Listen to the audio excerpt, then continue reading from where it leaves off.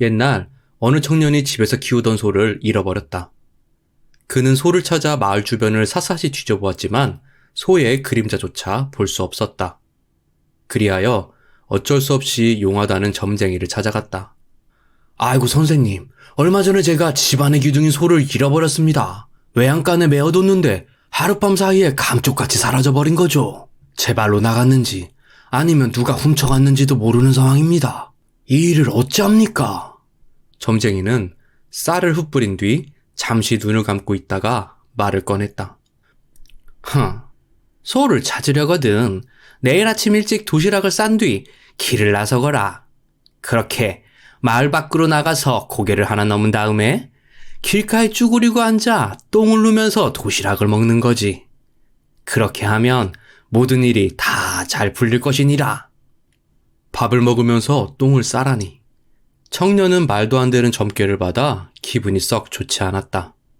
하지만 지푸라기라도 잡는 심정으로 점쟁이의 말을 따르기로 마음먹었다. 다음 날 청년은 도시락을 싸서 마을 밖으로 나갔다. 청년은 점쟁이가 말한 대로 고개를 넘어 길가에 앉아 똥을 쌌다.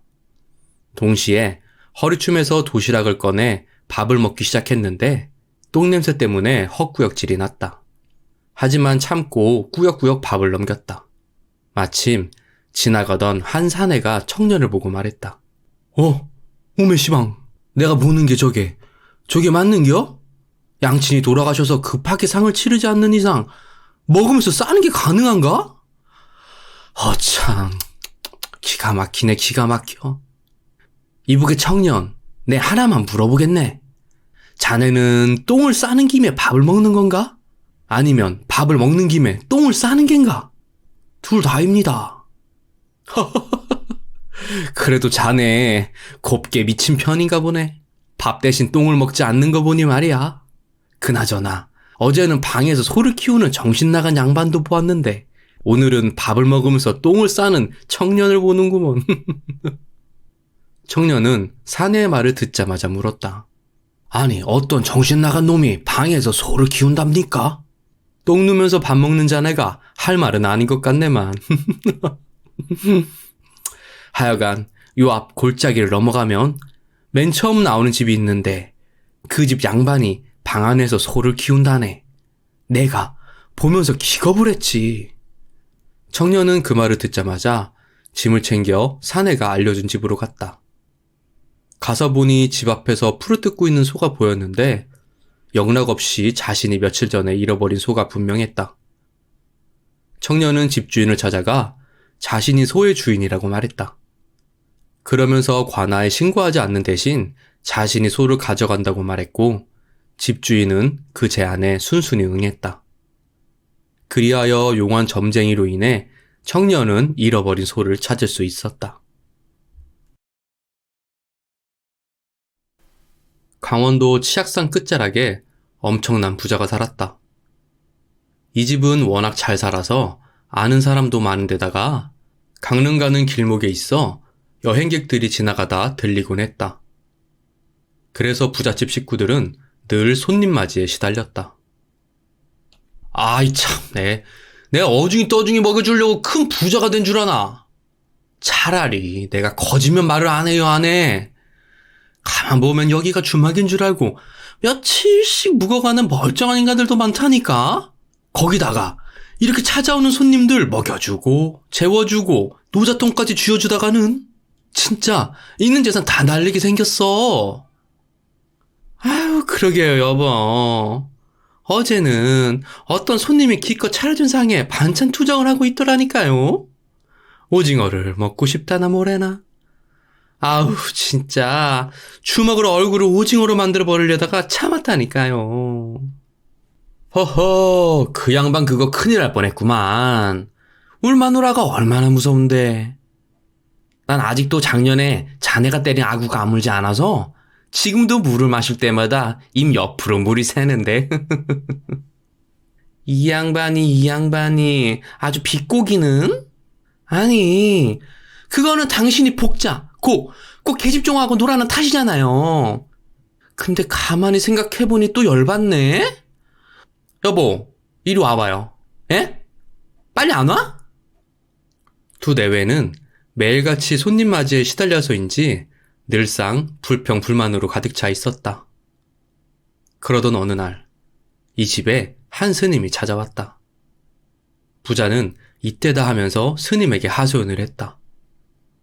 스님, 우리 집에 날마다 손님이 끊이질 않아 식구들이 너무 살기가 힘듭니다. 혹시 이 문제를 해결할 방법이 있을까요? 스님은 무척이나 난감해하며 대답했다. 불자님은 잘못 생각하고 있습니다. 이 집이 부잣집이고 좋은 기운을 갖고 있어서 먼 곳에서도 그 기운을 받고자 하는 사람들이 찾아오는 것 아니겠습니까? 그러니 그들을 내치지 마시고 가진 것들을 내어주면 앞으로 큰 복을 받을 것입니다. 하지만 그 말은 부자가 원하는 대답이 아니었다. 그 후로 며칠 뒤, 이번에도 한 스님이 찾아왔다. 부자는 저번과 마찬가지로 스님에게 하소연을 하면서 손님들이 오지 않게 하는 방법을 알려달라고 했다. 그 말을 들은 스님은 말했다. 마침 좋은 수가 있습니다. 하지만 맨입으로 말하기가 좀... 부자는 그 말 뜻을 알아차리고는 장롱에서 백냥을 꺼내 스님에게 건넸다. 스님은 그것을 옷소매에 감추고는 말했다. 이 집은 땅의 기운이 강한데 그것이 사람들을 끌어당기는 것입니다. 그러니까 사람이 오지 않도록 하려면 그 기운을 끊어내야죠. 특히 저기 왼쪽 자총령에 해당하는 자리가 강한 기운을 가지고 있으니 그것부터 딱 끊어내면 될 것입니다. 그러면서 치악산 산줄기 중간 언덕에 땅을 파내야 한다고 말했다. 다음날 부자는 일꾼들을 이끌고 산 중턱에 올랐다. 그리고 그들에게 땅을 파내라고 지시했다. 그렇게 땅을 파기 시작한 뒤 며칠이 지나자 신기하게도 집을 방문하는 손님들이 점점 줄기 시작했다. 그리고 얼마 지나지 않아 아무도 오지 않게 되었다. 손님이 한 명도 오지 않게 되자 부자는 기분이 좋았다. 부인 역시 손님들에게 내갈상을 차리지 않게 되어 마음이 편안했다. 하지만 손님이 오지 않기 시작하고 나서 이상하게 하는 일마다 제대로 되지 않았다. 그리고 사정이 갈수록 어려워지더니 그 많던 재물은 온데간데 사라지고 급기야 집안이 쫄딱 망해버렸다. 손님들을 내쫓기 위해 산에 좋은 기운을 끊어버린 어리석은 부자의 최후였다. 옛날 주통촌이란 마을에 아주 예쁜 처녀가 살았다. 처녀는 어느 날 장을 보러 나갔는데 한 사내가 돼지를 잡으려고 이리저리 뛰어다니는 것을 보았다. 하지만 돼지는 얼마나 날쌘지 한참 동안 잡히지 않고 시장 구석구석을 돌아다녔다. 그러다가 지쳤는지 돼지는 처녀의 앞에서 멈춰서고는 숨을 골랐는데 그녀는 순간을 놓치지 않고 돼지를 잡아 사내에게 돌려주었다. 사내는 고마움에 처녀에게 연거푸 감사 인사를 건넸다. 그 후로 사람들과 술자리가 있을 때마다 그날의 일을 얘기하면서 처녀의 착한 마음씨와 그의 못지않은 미모에 대해 칭찬하고 다녔다. 그래서 그 얘기는 결국 산상왕의 귀에까지 들어가게 되었다. 아름다운데 착하기까지 하다니 누군지 참 궁금하네. 산상왕은 얼마 뒤 주통촌에 가서 처녀를 만났다. 그는 그저 누구인지 궁금했을 뿐이었는데 막상 가서 얘기를 나눠보니 예쁜 데다가 머리까지 똑똑하고 거기다가 마음씨 또한 착하다는 것을 알게 되었다. 그리하여 밤에 변장을 하고 그녀를 다시 찾아갔다. 왕이 찾아오자 처녀는 말했다. 아무리 천한 몸이오나 왕을 모시면 반드시 임신을 하게 될 터인데 그러면 어떻게 합니까? 허허허허 그것은 걱정하지 말거라. 내 절대 너를 버리지 않으리라. 그러면 오늘로 끝이 아니라 사흘밤을 저와 같이 보내시와요. 그래서 온 나라의 사람들이 다 알게 해주시겠어요? 네, 그 정도의 부탁도 못 들어주겠느냐. 알았다. 그렇게 하도록 하마. 결국 산상왕은 그녀의 부탁을 들어주어 내리 사흘밤을 처녀와 함께 지냈다. 그리하여 산상왕이 주통촌에서 처녀와 함께 지냈다는 것을 온 나라가 다 알게 되었다.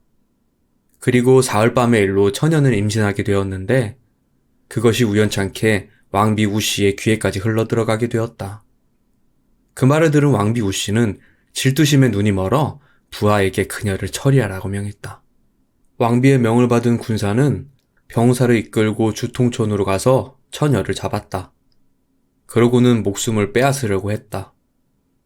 하지만 순간 처녀의 낭낭한 목소리가 울려 퍼졌다. 지금 내 뱃속에는 벌써 8달이나 된 왕자가 있어. 나는 죽어도 괜찮지만 이 왕자를 죽이는 것은 고구려의 다음학을 죽이는 것과 마찬가지요. 그래도 괜찮겠어? 일개 군사 따위가 이 일을 감당할 수 있겠어? 그녀의 말에 당황한 군사는 한참을 생각하더니 병사를 되돌려 궁으로 돌아갔다. 그리고는 왕비 우씨에게 처녀의 말을 그대로 보고했는데 왕비 역시 왕태자를 품고 있다는 말에 그녀를 함부로 할 수 없었다. 한편 왕비가 그녀를 죽이려고 사람을 보냈는데 실패하고 다시 돌아왔다는 소식을 산산왕이 알게 되었다. 그는 바로 말을 타고 주통촌으로 향했다. 그러고는 처녀에게 얘기했다. 네가 아이를 가졌다는 말이 정말이냐? 사실이옵니다, 폐하. 그렇다면 그건 대체 누구의 애란 말이냐? 차가운 표정으로 섭섭한 말을 하는 왕에게 그녀는 얼굴색 하나 변하지 않고 또박또박 말했다. 첩은 평생 오라비와도 같은 자리에 앉아본 일조차 없사옵니다. 그러니 폐하, 통촉하여 주시옵소서. 그러면서 울음을 터뜨렸다. 왕은 미안해하며 말했다. 미안하다, 미안해. 내 한번 너를 시험해본 것이다. 그러니 울지 말고 이런 못난 말을 한 나를 용서해다오. 그러면서 처녀를 꼭 안아주었다. 시간이 흘러 그해 가을, 주통촌에서 왕자가 태어났다. 산상왕은 너무나 기뻐하며 직접 그곳으로 달려가 처녀와 아이를 데려왔고 그녀를 후궁으로 봉했다. 그리고 왕자의 이름은 성 밖에서 돼지를 붙잡아준 인연으로 얻게 된 아들이라 교체라고 지었다고 하는데 이가 바로 동천왕이라고 한다. 옛날에는 묵과에 급제하고도 직책을 받지 못해 한량으로 지내는 사람이 많았다. 이주국 역시 그런 무리 중에 하나였는데 그는 백발백중의 활솜씨로 무과에 급제하였지만 직책을 얻지 못해 한량으로 지내는 중이었다. 어느 날 할 일 없이 빈둥거리기도 지겨웠던 그는 활과 화살을 챙겨 사냥하러 뒷산에 올랐다. 때마침 사람의 기척이 놀랐는지 커다란 장기가 푸드덕대며 날아올랐는데 이주국은 그곳을 향해 재빨리 활 시위를 당겼다. 백발백중 명사수답게 활은 단숨에 장기의 목을 꿰뚫었다. 그럼에도 힘없는 날개짓으로 푸드득 날아가던 장기는 결국 산 아래 큰 기와진 마당으로 떨어졌다. 산에서 그 광경을 지켜보던 이주국은 서둘러 내려와 기와집 대문을 두드렸다. 그러자 하인이 나와 무슨 일이냐고 물었다. 내가 화살을 쏴서 꿩을 맞췄는데 날개짓을 하다 그만 이곳으로 떨어져 버렸구나. 그리하여 꿩을 가지러 온 것이다. 예? 꿩이라뇨? 쇳내는 그런 거 보지도 못했구만요. 하인은 꿩 같은 것은 못 봤다며 시치미를 떼며 말했다. 아니 이놈의 자식이 내가 두 눈으로 똑똑히 봤는데 어디서 거짓을 고왔느냐? 뜨거운 맛을 봐야 정신을 차리겠느냐? 말이 끝나자마자 이주국은 하인의 멱살을 잡았다. 그러자 뜻밖의 소란에 청지기가 달려나와 말했다. 아우 나으리 무슨 일인지는 모르겠지만 제발 진정하십시오. 그리고 대감님께서 부르시니 우선 이 멱살을 놓으시고 가서 시시비비를 가려보시지요. 청지기의 말에 대문 안으로 들어서자 마루에 앉아있는 대감이 보였다. 이주국은 그에게 인사를 올리고는 그동안의 일들을 말했다. 그러자 대감이 하인을 꾸짖었다. 아 이놈이 이거 하늘이 내게 내리신 복인 줄 알았던 게냐? 에이 너의 잘못은 주인이 내 얼굴에 먹칠하는 것과 똑같다. 그러니 잠시 욕심은 접어두고 꿩을 주인에게 돌려드리도록 해라. 그제서야 하인은 죄송하다며 말하고는 급히 가서 장기를 들고 나왔다. 화살은 정확히 장기의 목에 꽂혀 있었는데 그것을 본 대감은 이주국의 활솜씨가 예사롭지 않다고 생각했다. 그래서 그를 방으로 들였고 하인들을 시켜 주안상을 보게 했다. 그러자 이주국은 대장부답게 술 한 쭈감으로 장기를 내놓았다. 둘은 통성명부터 시작해 이런저런 얘기들을 나누었는데 알고 보니 주인인 대감은 세자의 장인인 홍봉한이라고 했다. 한편 대감은 마주한 이주복이 꿩 사냥이나 다니는 한량인 줄 알았는데 알고 보니 무과에 급제하고도 직책을 얻지 못한 훌륭한 사내라는 것을 알게 되었다. 그 사실을 안 홍대감은 그 자리에서 서찰을 작성하고는 하인을 불렀다. 그리고 그것을 아우인 이조판서 홍인환에게 급히 전하라고 분부했다. 하인은 서둘러 떠났고 두 사람이 주안상을 물리치고 차를 마시고 있을 때쯤 답서를 가지고 왔다. 답서에는 이번에는 보직을 줄 수가 없으니 다음을 기약하라는 내용이 담겨 있었다. 옆에서 듣고 있던 이주국은 잠시 생각하다가 말했다. 일이 잘 된 줄 알았건만 이렇게 틀어지다니 어쩔 수 없지요. 대신 일이 잘 안 풀렸으니 꿩값은 내셔야 하겠습니다. 물론 제 꿩은 살아있는 꿩이었기에 값을 몇 배로 쳐주셔야 합니다. 이 말을 들은 홍대감은 기분이 크게 상해서 이주국에게 돈을 던져주었다. 그는 꿩값을 몇 배나 올려받아간 이주국이 괘씸했고 또 그의 앞에서 형님으로 체면을 세워주지 않은 동생 이조판서가 미웠다. 그리하여 또다시 붓을 들고는 너 때문에 내 체면이 말이 아니게 되었다. 더 이상 내게 아무런 부탁도 하지 않겠다. 라는 서찰을 보냈다. 서찰을 본 이조판서는 형님이 무척이나 화났다는 것을 알았다. 그리하여 화를 풀어드리고 체면도 세워드릴 요량으로 필요치 않은 보직을 하나 만들었다. 그러고는 이주국을 그 자리에 앉혔다. 이튿날 보직이 정해졌다는 통보를 받은 이주국은 군복을 갖춰 입고 제일 먼저 홍대감을 찾아갔다. 그리고는 말했다. 제가 일부러 꿩값을 몇 배나 더 올렸고 그로 인해 저에 대한 노여움이 이조 판서께 전해졌으며 이조 판서께서는 대감의 노여움을 풀어드리기 위해 서둘러 저에게 보직을 주셨습니다. 그러하니 꿩값을 받아간 것은 뇌물이 아니지요? 라며 능청스럽게 말했다. 홍대감 또한 그의 말을 듣고는 너털 웃음을 지으며 생각했다. 허허, 내 노여움이 전해지라고 일부러 꿩값을 그리 올려받았구만. 참, 재밌는 사내구만, 재밌는 사내야. 옛날 전라도에 김생이라는 공인이 살고 있었다. 그는 향교에서 아전 노릇을 하던 자였는데 풍채가 좋고 힘이 세기로 유명했다. 성인이 되자마자 바로 결혼하여 부인과 함께 살았는데 30살이 되기 전에 아이를 10명이나 낳아 주위 사람들을 놀라게 했다. 가끔씩 사람들은 아니 자식이 10명이나 된다고? 밭이 좋은 거야? 아니면 씨가 좋은 거야? 라며 농담을 건네곤 했는데 그럴 때마다 그는 에이 밭이 좋아봤자 뭐예요? 씨를 뿌려야 싹이 트는걸 하며 웃어넘기곤 했다.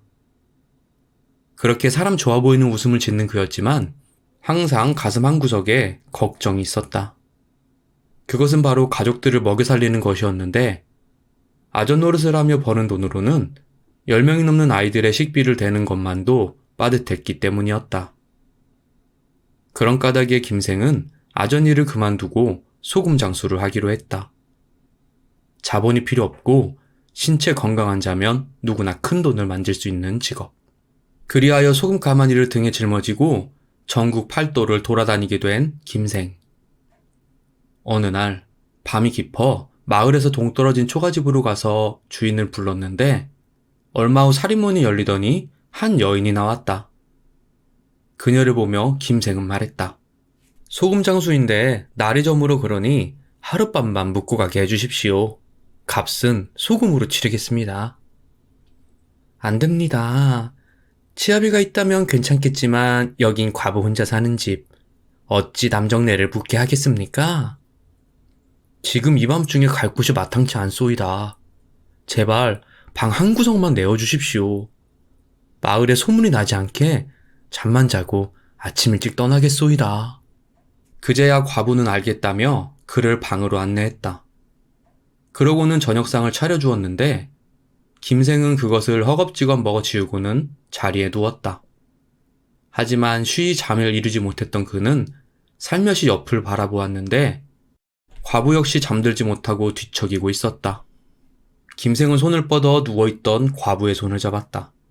그러자 과부는 그의 손을 뿌리치지 않고 오히려 자기 쪽으로 끌어당겼고 그렇게 두 사람은 깊은 밤을 함께 보내게 되었다. 이윽고 새벽닭이 울자 김생은 서둘러 짐을 챙겨 떠났다. 그와 동침한 과부는 그저 하룻밤의 유의로만 여기고 있었는데 얼마 안가 임신을 했고 아들을 낳게 되었다. 그리고 이 일로 그에 대한 소문은 순식간에 마을 곳곳으로 퍼져나갔다. 아, 글쎄, 풍채가 건장한 소금장수가 있는데 그와 함께 자기만 하면 덜컥 임신이 된다니까? 아니, 뭔 씨가 그렇게 좋길래. 우리 신랑보다 낫구만. 나도 그 얘기 들었어. 옆마을 과부 순인에도 소금장수가 왔다 갔는데 그게 덜컥 임신을 해서 사내 아이를 낳았다고 하더라고. 야, 나도 한번 그의 품에 안겨봤으면. 에이, 예끼 이 사람아. 말도 안 되는 소리를 하들들 말어. 내가 먼저니께. 그렇게 소금장수 김생은 마을의 안악들에게 제법 재미있는 얘기거리로 자리 잡았고 그 중에는 하룻밤만 그의 품에 안기고 싶어하는 이들도 있었다. 대부분 집에 아이가 없거나 아들을 낳고 싶어하는 여성이 대다수였다. 그런 어느 날 강원도 태백산 끝자락에 있는 마을에서 제일 가는 부잣집에 묵게 된 김생. 그는 저녁밥을 먹으면서 주인과 이런저런 얘기를 나누는 중이었다. 그러니까 아들이 적어도 20명이 넘는다고 하였소? 그렇지요. 아들뿐만 아니라 딸도 좋기 10명은 넘을 듯 합니다. 그럼 자식이 30명이 넘는다는 말씀 아닙니까? 그것뿐이겠습니까? 부끄러운 얘기지만 장사를 하면서 돌아다니다가 인연을 맺은 여자들이 많은데 그들이 낳은 자식만 해도 20명이 넘을 것입니다. 그 얘기를 듣자마자 주인은 부러운 눈으로 김생을 쳐다보았다. 그리고 한참을 생각하더니 조용히 얘기를 꺼냈다. 나는 평생 자식을 보지 못한 몸이오. 처음에는 아내가 잘못된 줄 알고 첩을 셋이나 두었건만. 역시나 아이를 낳지 못했소. 그리고 이제는 늙어서 더 이상 자식을 기대하기도 힘든 몸이 되었소. 그리하여 내 이렇게 부탁하겠소. 첩들과 동침하여 아들을 낳게 해주지 않겠소? 아니, 아무리 아이가 없다고 한들 어찌 그런 소리를 하십니까? 무조건 거절하지 말고 내 말을 더 들어주시오. 이를 허락한다면 지금 당신이 가져온 소금, 다 살이다. 그리고 그 외에도 돈으로 살해할 터이니 생각해보고 답을 주시구려. 가져온 소금을 전부 사는 것도 모자라 돈까지 더 얹어준다고 하자 김생은 주인의 제안을 승낙했다. 그는 그날부터 하루에 한 명씩 첩과 동침하면서 주인네 집에 머물렀다.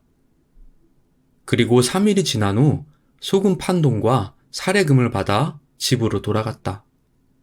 한동안 그 돈으로 김생과 가족들은 배불리 먹고 편히 지냈는데 후에 3명의 첩들이 모두 아들을 낳았다는 소식을 들었다. 소금을 팔며 전국 방방곡곡을 누빈 김생. 그가 장사를 시작한 지 20여 년이 지나자 아들만 83명이 되었는데 수많은 여자들과 자식들을 관리하는 게 점점 힘에 부쳤다. 그리하여 만경평야에 100칸이 넘는 집을 짓고 여자들과 자식들을 불러와 살게 했는데 처음에는 황무지와 다를 바 없었던 땅을 아들들과 개간하여 기름진 땅으로 만들었다. 그러고는 농사를 지어 곡식을 수확하였고 그것을 팔아 큰 부를 이루었다. 결국 만경평야 일대에는 그의 아들과 손자들이 사는 집이 수백 호가 되었다고 한다. 조선시대 사람의 멸시를 받고 팔촌 중에서도 가장 많은 핍박을 받았던 백정. 그들은 마을 외곽에서 백정끼리 모여 살아야 했고 다른 신분과 결혼할 수도 없었다. 상투를 틀 수도 없었고 비녀를 꽂지도 못했다. 천민 신분이라 어린아이에게까지 인사를 해야만 했다. 철저하게 무시당하고 배척받았던 백정. 그리하여 대부분의 백정들은 눈치를 보면서 사회에 순응하거나 아니면 사회를 등지고 산으로 들어가 산적이 되었다. 하지만 개 중에서 백정의 삶에 순응하지도 않고 산적의 삶을 살아가지도 않은 이가 있었다. 그는 나름 자신만의 방법으로 신분 상승의 꿈을 꾸고 이를 실현하고자 한 자였는데 그가 바로 박성로라는 백정이었다. 박성로는 다른 사람들에게 무시받고 멸시당하는 것이 싫었다. 최소한 남들과는 동등하게, 아니 오히려 남들보다 우위에 서고 싶은 마음이 컸다. 그리하여 사람들의 말투와 습관들을 항상 예의주시하고 그것들을 토대로 사람과 말하는 화술, 더 나아가 사람의 심리를 조종하는 것들을 익혀나갔다. 또한 머리가 비상하여 거짓말을 그럴듯하게 꾸며내는 것을 잘하였고 사람들을 곧잘 속이곤 했다. 어느 날 박성루는 마을에서 제일 가는 부잣집에 갔다. 그러고는 주인 영감에게 마치 신기한 것을 본 마냥 능청스럽게 거짓말을 했다. 제가 요즘 하늘님을 품고 있어서 그런지 귀신이나 신령 같은 것을 자주 봅니다. 그리고 그것들은 가끔 닥쳐올 행운이나 불행을 저에게 얘기해주곤 하죠. 마침 제가 이 집을 지나가는데 지붕에서 키가 큰 귀신을 보았지 뭡니까? 그거야 뭐 자주 보는 것이니까 그냥 넘어가려고 했는데 글쎄 그것이 어느새 제 앞으로 다가와 다짜고짜 이 집에 관한 얘기를 하는 것 아니겠습니까? 뭐라고 했느냐? 그것이 저에게 내가 배가 고파 하늘로 못 올라가고 있다. 만약 나에게 쌀 한 말로 밥을 지어 바치면 나는 하늘로 올라갈 수 있다. 그리고 그렇게 되면 이 집의 주인도 복을 받아 올해 큰 풍년을 맞을 것이다. 라고 했습니다. 그게 참말이냐? 거짓이 아니렸다? 에이, 나으리. 제가 누가 안전이라고 거짓을 고하겠습니까? 그제서야 주인은 밥을 지어 귀신을 위한 제사상을 차리고는 열심히 기도를 올렸다.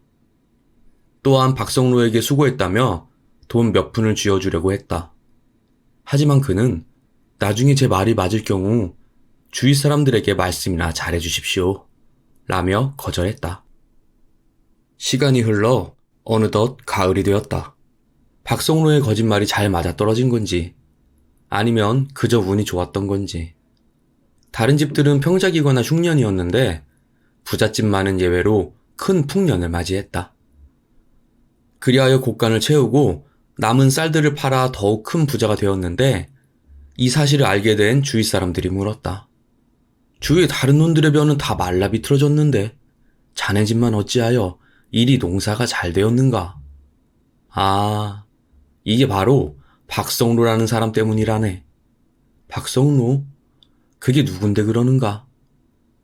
그자야말로 미래를 보는 자, 하늘님을 품은 자라네. 그리하여 박성로라는 이름은 사람들 사이에서 빠른 속도로 퍼져나가기 시작했다. 그리고 그는 이 기회를 놓치지 않고 주위 마을을 돌아다니면서 갈고 닦은 화수를 뽐내기 시작했다. 그렇게 몇 년이 지나자 그를 추종하는 무리들이 점점 늘어났는데 그들 대부분이 과부와 무당, 노비나 백정같이 천한 자들이었다. 이 또한 박성로가 자신과 신분이 비슷한 이들의 마음을 알아주고 잘 보듬어 주었기에 가능한 일이었다. 하늘님은 품고 있다고 믿게 만들어 사람들을 마음대로 조종하며 편안한 삶을 누리던 박성로. 그는 예전 무시받던 백정 시절에 꾸었던 꿈을 다 이룬 듯 했다. 더 이상 바랄 것이 없어 보였다. 하지만 언제나 그렇듯 욕심이 욕심을 낳게 되는 법. 그는 결국 사람들에게 더 많은 재물을 얻어내기 위해 큰 사기를 치게 되었는데 그것이 이른바 조선의 종말론이라 불리는 사건이었다. 우리 신도님들 평안하십니까? 오늘은 제가 신도님들께 긴히 드릴 말씀이 있어서 이렇게 찾아왔습니다. 놀라지 말고 들어주십시오. 제가 얼마 전에 명나라 운남에 다녀온 것은 알고 계시죠? 사실 그곳에서 겪은 일 중에 말 못한 것이 있었는데 이걸 어찌해야 하나 너무 많이 고민을 했습니다. 그래도 제 신도분들은 알아야 할 것 같아서 얘기해드립니다. 사실 그때 운남에 간 것은 놀러 간 것이 아니고 원광사에서 149세 노승의 장례식에 초청을 받아 다녀온 것이었습니다.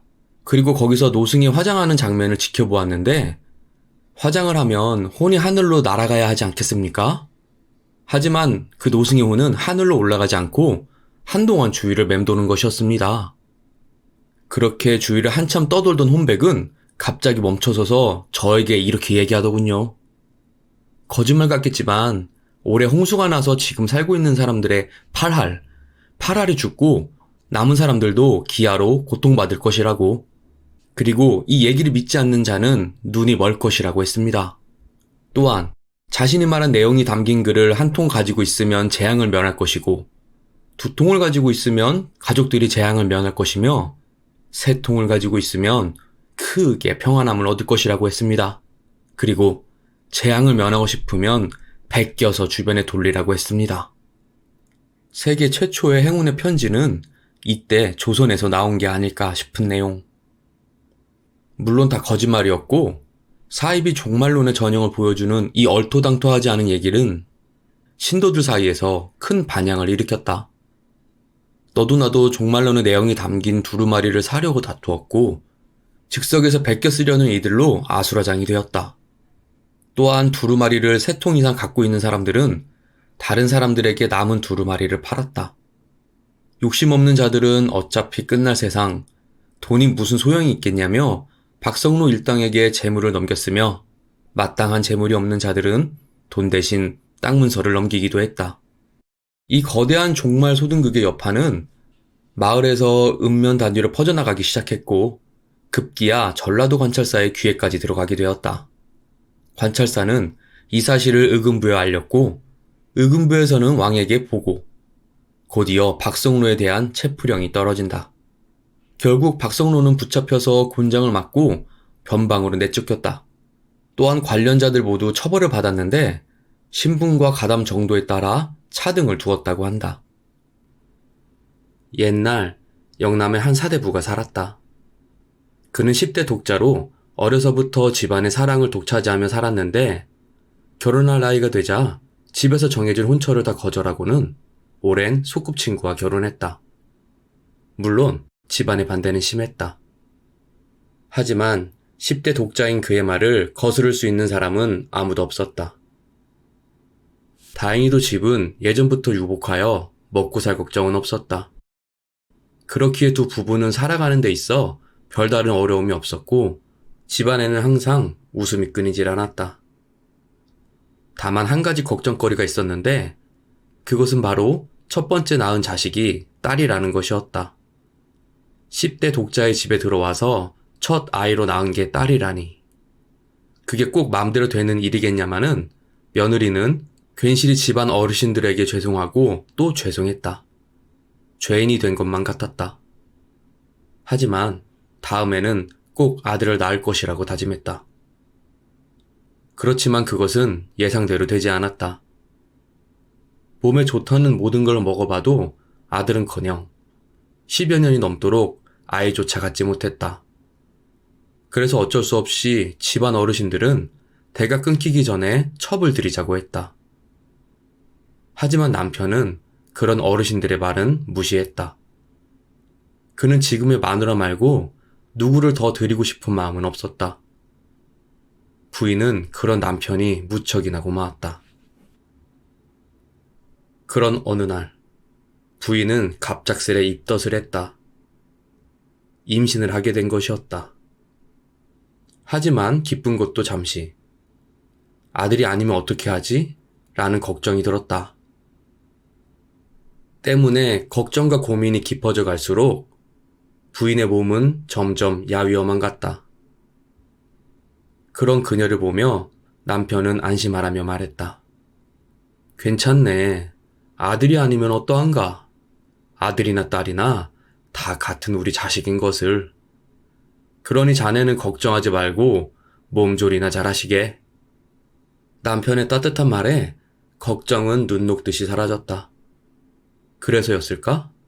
몇 달이 지나 아내는 출산을 했는데 그렇게 꿈에 그리던 아들을 낳았다. 하지만 아들을 낳은 기쁨도 잠시. 아내는 산후병으로 고생하다가 그만 세상을 떠나버렸다. 남편은 떠난 아내 목까지 자식들을 아끼며 사랑했다. 특히나 독자 집안이어서 그런지 아들을 더욱 예뻐했는데 그래서인지 아들의 버릇은 점점 나빠지기 시작했다. 하지만 그것도 잠시. 손자를 애지중지 예뻐하던 친할머니가 돌아가시자 아이는 이내 말을 잃어버렸다. 엎친 데 덮친 격으로 할머니의 장례를 치르던 아버지마저 원인 모를 병으로 유명을 달리하자 아들과 딸은 큰 충격을 받았다. 아이들은 순식간에 천혜고아가 되었다. 하지만 다행히도 딸의 나이는 15, 어느 정도 세상을 헤쳐갈 수 있는 나이였다. 거기에 머리가 좋고 언변이 뛰어나 많은 하인들이 딸의 말을 잘 따랐다. 그녀는 집안의 가장으로 모든 대소사를 맡아 처리했다. 그러면서 아버지의 3년상도 지냈는데 그렇게 정신없이 보내다 보니 어느덧 시집을 가야 할 나이가 되었다. 어느 날 매파가 찾아와서 얘기했다. 옆마을 사대부 집안에 아주 훤칠한 청년이 있는데 한번 만나보지 않겠소? 헌데 한 가지 마음에 걸리는 게 문관 집안이기는 하나 관료였던 그 아비가 퇴직한 이후로 집안이 몰락해버렸지 뭐요. 그래서 사대부라 부르기도 민망한 수준의 집안인 게 마음에 걸리네만. 그래도 어떻소? 만나는 보겠소? 딸은 말했다. 돈 같은 건 괜찮아요. 대신 사람의 됨됨이가 중요하죠. 그래야 제 동생도 제대로 된 가르침을 받아 우리 집안을 다시 일으킬 수 있을 테니까요. 그리하여 딸은 매파가 소개해준 청년을 만났는데 비록 집안은 가난하나 행동고지가 올바랐다. 또한 성실했다.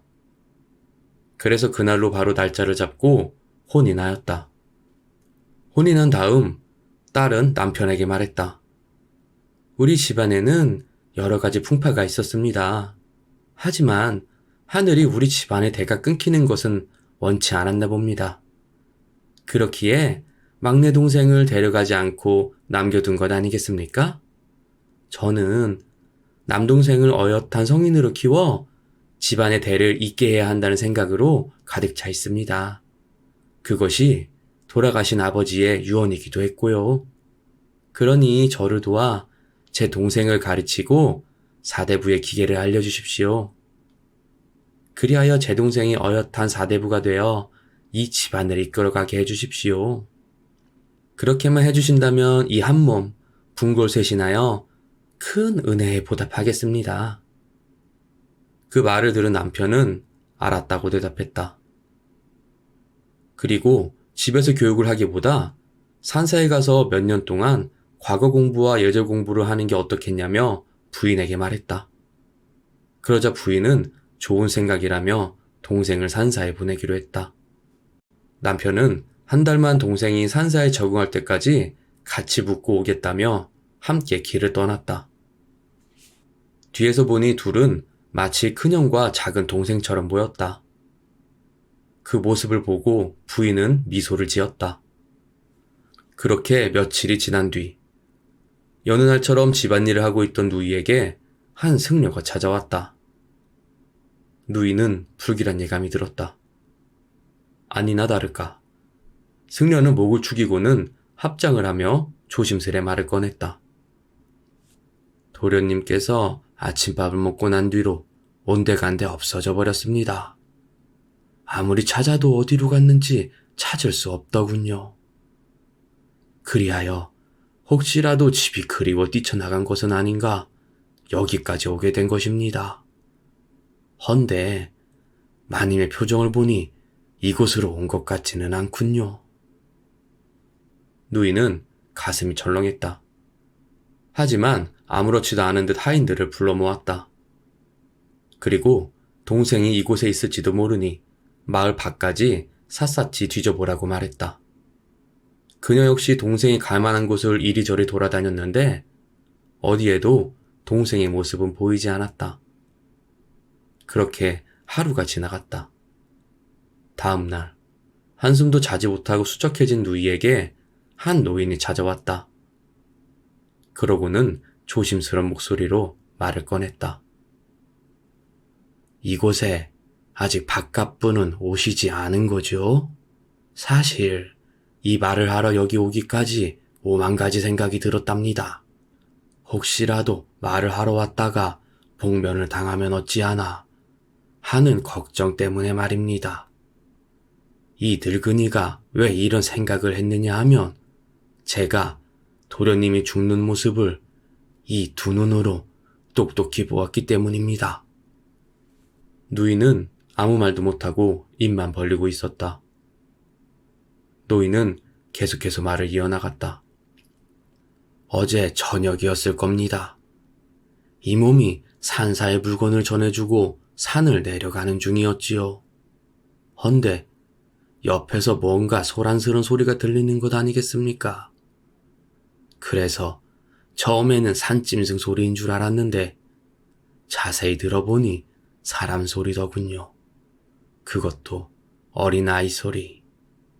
그래서 혹시라도 산짐승에게 당하는 것이 아닌가 싶어 그곳으로 가보니 글쎄 매부되는 사람이 동생분을 절벽으로 밀어버리는 것 아니겠습니까? 필시 목숨을 부지하긴 어려웠을 것입니다. 누이는 입술을 꽉 깨물고는 하인들과 함께 산사로 향했다.